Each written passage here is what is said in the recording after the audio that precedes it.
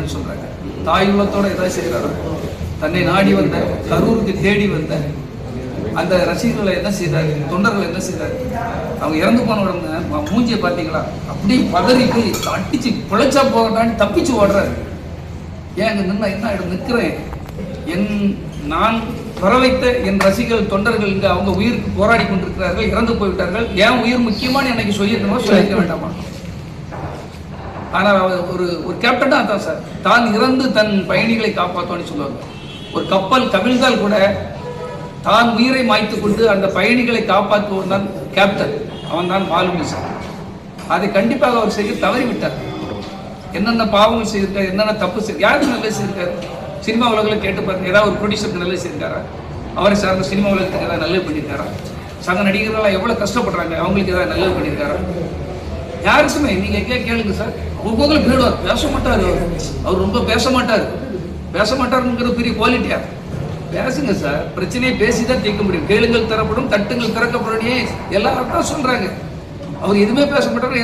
என்னைக்கு பேசுவீங்க? பிரஸ் கண்டா பேச மாட்டாரு, சொந்த பந்தங்கள் வந்தா பேச மாட்டாரு, ஒருத்தர் தோல்வி உடந்து கஷ்டப்பட்டு ஒருத்தர் வெளியே வந்தா பேச மாட்டான்.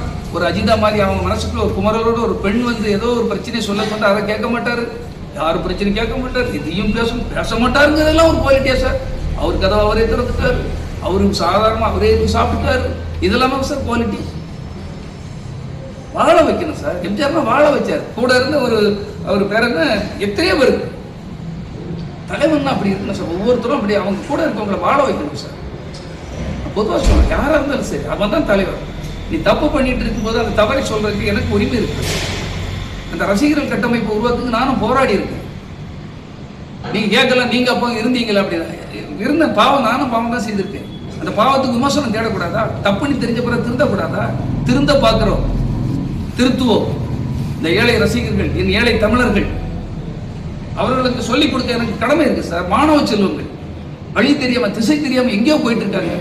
ஒரு பையன் பார்த்தீங்கன்னா அவங்க அம்மாவுக்குள்ள ஆபரேஷனுக்கு பண்ணக்கூடிய பணத்தை எடுத்து 1000 அப்ளிகேஷன் ஃபார்ம் வாங்கியிருக்கான், போய் விருப்ப மனு.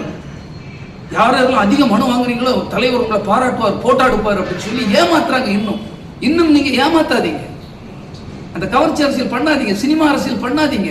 பாவங்க, ஏழைகளுங்க, அவங்களுக்கு ஒரு வாழ்க்கை இருக்கு இல்லையா, அவங்களுக்கு ஒரு குடும்பம் இருக்கு இல்லையா, அம்மா அப்பா இருக்காங்க இல்லையா, அவனும் கல்யாணம் பண்ணி வாழ்க்கை வாழணுமா வாழ வேண்டாமா, எதிர்நீச்சல் போடணுமா போட வேண்டாமா, இன்னும் 5 டைலாக்கே விட்டுட்டு இதையே சொல்லிட்டு இருந்தா அவங்க வாழ்வாதாரத்தை பற்றி நீங்க நினைச்சு பாருங்க. ஏதாவது ஒரு நல்லது செய்யிருக்காரா? டே படிங்கடா, தொழில் பண்ணுங்கடா, என்ன தேடி வராதிங்கடா, இது வாழ்க்கை இல்லை, ஏதாவது சொல்லி கொடுத்துருக்காரா? இது வர மாதிரி இந்த தப்பை யாரு சார் சொல்லி கொடுக்கறது? தளபதினு சொல்லிட்டு இருந்தா போதுமா? உங்கள் விஜய் டா அப்படி சொன்னா போதுமா? அது என்ன, ஏதாவது சாப்பாடு தந்துக்குமா சார்? யாராவது வேலை கிடைச்சிருமா? ஏதாவது தொழில் நடந்துருமா? எதுவுமே நடக்காது. வாழ்க்கையை பின்னோக்கி சொல்ல, வாழ்க்கையை வேறு திசைக்கு திருப்புகின்ற விஜயுடைய அந்த பிற்போக்குத்தனத்தை கண்டிப்பாக நான் தட்டி கேட்பேன். பிரச்சாரம் ஒவ்வொரு இடத்துலையும் பிரச்சாரம் செய்வேன். அதாவது திராவிட கழகம் பார்த்தீங்கன்னா அவ்வளவு நல்லது பண்ணிட்டு இருக்காரு மாண்பு முதலமைச்சர் அவர்கள். அவர்களுடைய சேவைகளை, அவர் செய்கின்ற தொண்டை நான் உலகம் பூரா எடுத்து சொல்லுவேன் என்பதை நேரத்தில் தெரிவித்துக் கொள்கிறேன். கரூர் 41 பேர் பணி விஜய்க்கு வந்து ஆரம்பத்திலே வந்து அரசியல் அடியா எப்படி பார்க்கணும்? அது மிகப்பெரிய அடி, மிகப்பெரிய துரோகம் சார், மக்களுக்கு செய்த துரோகம் சார். சார் அந்த இடத்தை தேர்வு பண்ணது யாரு சார்? நீங்க. வேண்டான்னு சொன்னப்பறம் அந்த இடம் தான் வேணுங்கிறீங்க. அந்த மக்களை கூப்பிட்டது யாரு சார்? நீங்க வாங்க, அவங்க அப்படி தலைவரை பார்க்கலாம், அவரை பார்க்கலாம், போட்டோ எடுக்கலாம்னு சொல்லி ஏமாத்தி கூப்பிட்டது நீங்க.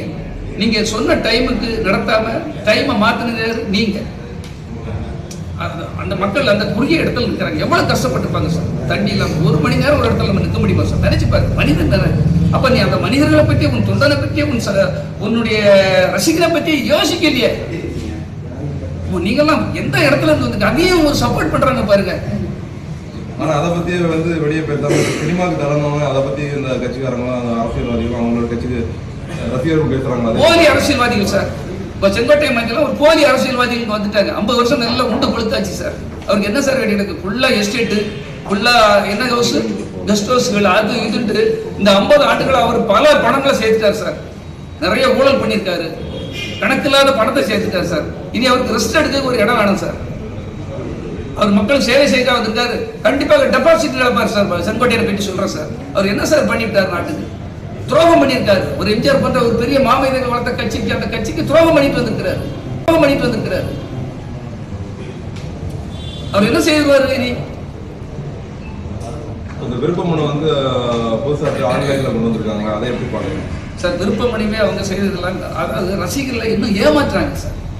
ஏமாற்ற ரசிகர். நீங்க 100 வாங்க, 200 வாங்க, 100 விருப்பமனு வாங்கினா போட முடியுமா சார்? முதல்ல அவனே சாப்பாட்டு வழி ஒருத்தன் பார்த்தீங்கன்னா 3D பணத்தை கொண்டு வந்திருக்கான். இன்னொருத்தன் பார்த்தா அம்மா ஆபரேஷனுக்குள்ள பணத்தை எடுத்துட்டு வந்து அவங்க அப்பா கண்ணீர் விட்டு கதறிருக்காரு. அந்த பையன் 10,000 ரூபாய் கொண்டு ஆபரேஷனுக்குள்ள ரூபாய் எடுத்துக்கொண்டு விருப்பமனு வாங்கிட்டு வந்துருக்கான். நீங்க எல்லாம் யூடியூப் சேனல்ல பார்த்துருப்பீங்க. இதெல்லாமா சார் பெருமை?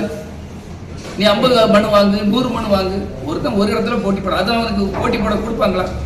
தெரியல. என்ன அதாவது இது இல்லாம எப்படிலாம் அந்த பப்ளிக்ல, அதாவது அந்த பப்ளிசிட்டிக்காக என்ன வேணாலும் செய்வான்னு சொல்லுவாங்க இல்லையா? இந்த ஆதரவு இருக்கிறது வரை இப்படிதான் சார் பண்ணுவோம். போலி ஃபேக் ஐடி, தப்பான ஐடிகளை உருவாக்கி பிறரை திட்டுவது, பெண்களை அவமானமாக பேசுவது, நியாயத்தோட போராடு. நாங்க நல்லது செய்வேன்னு சொல்லு, நல்லது செய். நான் 25 கல்யாணம் கட்டி கொடுத்துட்டு பேசுறேன். நான் தனி நபர் சார். என்கிட்ட நீ உச்சத்துல இருக்க மாதிரிலாம் கிடையாது. நான் சொல்லுவேன், ஆணவத்தோட சொல்லுவேன். நான் செய்திருக்கேன். என் மக்கள்கிட்ட போய் கேளு, இல்லைன்னா கல்வெட்டுகள் பேசுவது. எதிர்காலம் வந்து உண்மையில சீக்கிரத்துல எனக்கு தெரிஞ்சோன்னா இதுல படுதோல்வி அடைவார். படுதோல்வி அடைய வைக்க வேண்டும். இந்த தமிழர்களுக்கு நல்லது செய்வனா எல்லா ஒட்டுமொத்த தமிழர்களும் ஒன்று கூடி, ஏன்னா பெரிய ஆபத்து சார், இளைஞர்களுக்கு ஆபத்து. ஏன்னா ஒரு நல்ல வழிக்கு ஏதாவது கொண்டு போயிருக்காரு சார், கொண்டு போக மாட்டாங்க. அப்ப அந்த ஆபத்தை தடுப்பது எல்லாருடைய, நான் வந்து அவருக்கு அனுபவப்பட்டதை வச்சு சொல்றேன். அவர் யாருக்கும் இது செய்ய மாட்டார் சார். நீ குறிப்பாக நான் வந்து இந்த விஜய் ரசிகர்களுக்கும் தொண்டர்களுக்கும் இந்த விருப்பமான எல்லாம் போட்டியிட வராங்கல்ல, தயவு செய்து உங்க சகோதரர்களையும் நினைச்சு கேட்டுறேன். நீங்க உங்க பணத்தெல்லாம் வேஸ்ட் பண்ணிடாதீங்க. அவர் தோத்தா அவர் விரும்ப மாட்டார். ஒரு படத்துல தோத்தவனே வீட்டுக்குள்ள விடக்கூடாது பாரு, ஒளிச்சு நின்று பாப்பாரு, அவனை இல்லைன்னு சொல்லிருங்கன்னு பாரு. ஏன்னா அவருக்கு தோல்வி பிடிக்காது. ஏன்னா எனக்கு கிட்ட சேர்க்கும், அவர் படம் தான், அவர் தான் ஹீரோ. ஆனா எந்த தோல்வி அடைந்த ப்ரொடியூசரையா சந்திச்சிருக்காருன்னு கேள்விப்பட்டிருக்கீங்களா? ஏதாவது ஒரு நடிகருக்கு உதவி பண்ணிருக்காருன்னு கேள்விப்பட்டிருக்கீங்களா? குறிப்பிட அவங்க படம் தான். இது வந்து இப்போ 15 கோடி வந்து இந்த பிரச்சனை பத்தி எப்படி பாக்குறீங்க சார்? அது கோர்ட்டு, அது நடந்து முடிஞ்சு அந்த பிரச்சனை போயிட்டு. நான் பொதுவாக என்ன சொல்றேன்னா, யாருக்குமே அவர் உதவி பண்ண மாட்டார் சார். தோத்தா நானாக இருந்தாலும் எதையும் வெளியே தெளிவார் சார். பெத்த அப்பனா இருந்தாலும் கூண்டுல ஏற்றிடுவார் சார். பிள்ளையா இருந்தாலும் யாரையும் சந்திக்க மாட்டார் சார். இப்படிப்பட்ட ஒரு கேரக்டர் இந்த நாட்டில் என்ன செய்துருவாருன்னு நீங்க நினைக்கிறீங்க? உங்களுக்குலாம் அள்ளி கொடுத்துருவாரு, எல்லாத்தையும் நீங்க வளர்ந்துடலாம்னு நினைக்கிறீங்களா? கனவுல கூட நினைக்காதீங்க. நடு ரோட்ல விட்டுட்டு அவரு சினிமா வேண்டாம் ஒண்ணு வேண்டாம் வெளிநாட்டுக்கு தப்பி போய் விடுவார். நான் இது எதுக்காக சொல்றேன்னா, இன்னும் பாவம், நீங்க உங்க வாழ்க்கையை புரிஞ்சுக்கிடாம பணத்தை வேஸ்டா செலவு பண்ணிடாதீங்க. நீங்க செலவு பண்ணீங்கன்னா கடைசியில வந்து அவரை தேடி நீங்க நம்ம தோத்துட்டோமே, அவரை பார்க்கலாம், அவர் தலைவன் செய்வாணி மட்டும் கனவுல நினைக்காங்க. உங்களை பார்க்க கூட மாட்டார். இதுதான் உண்மை. பண்ணிட்டு வந்திருக்கிறாரு. அவர் என்ன செய்வாரு? இனி அந்த விருப்பமனு வந்து புதுசாக ஆன்லைன்ல கொண்டு வந்திருக்காங்க, அதை எப்படி பாருங்க சார்? விருப்பமணிவே அவங்க செய்ததெல்லாம், அதாவது ரசிகர்களை இன்னும் ஏமாற்றுறாங்க சார். ஏமாற்ற ரசிகர். நீங்க 100 வாங்க, 200 வாங்க, 100 விருப்பமனு வாங்கினா போட முடியுமா சார்? முதல்ல அவனே சாப்பாட்டு வழி ஒருத்தன் பார்த்தீங்கன்னா 3D பணத்தை கொண்டு வந்திருக்கான். இன்னொருத்தன் பார்த்தா அம்மா ஆபரேஷனுக்குள்ள பணத்தை எடுத்துட்டு வந்து அவங்க அப்பா கண்ணீர் விட்டு கதறிருக்காரு. அந்த பையன் 10,000 ரூபாய் கொண்டு ஆபரேஷனுக்குள்ள ரூபாய் எடுத்துக்கொண்டு விருப்பமனு வாங்கிட்டு வந்துருக்கான். நீங்க எல்லாம் யூடியூப் சேனல்ல பார்த்துருப்பீங்க. இதெல்லாமா சார் பெருமை? நீ 50 மனு வாங்கு, 100 மனு வாங்கு, ஒருத்தன் ஒரு இடத்துல போட்டி போட, அது அவனுக்கு போட்டி போட கொடுப்பாங்களா? தெரியல. என்ன அதாவது இது இல்லாம எப்படிலாம் அந்த பப்ளிக்ல, அதாவது அந்த பப்ளிசிட்டிக்காக என்ன வேணாலும் செய்வான்னு சொல்லுவாங்க இல்லையா? இந்த ஆதரவு இருக்கிறது வரை இப்படிதான் சார் பண்ணுவோம். போலி ஃபேக் ஐடி, தப்பான ஐடிகளை உருவாக்கி பிறரை திட்டுவது, பெண்களை அவமானமாக பேசுவது, நியாயத்தோட போராடு. நாங்க நல்லது செய்வேன்னு சொல்லு, நல்லது செய். நான் 25 கல்யாணம் கட்டி கொடுத்துட்டு பேசுறேன். நான் தனி நபர் சார். என்கிட்ட நீ உச்சத்துல இருக்க மாதிரிலாம் கிடையாது. நான் சொல்லுவேன், ஆணவத்தோட சொல்லுவேன். நான் செய்திருக்கேன். என் மக்கள்கிட்ட போய் கேளு, இல்லைன்னா கல்வெட்டுகள் பேசுவது. எதிர்காலம் வந்து உண்மையில சீக்கிரத்துல எனக்கு தெரிஞ்சு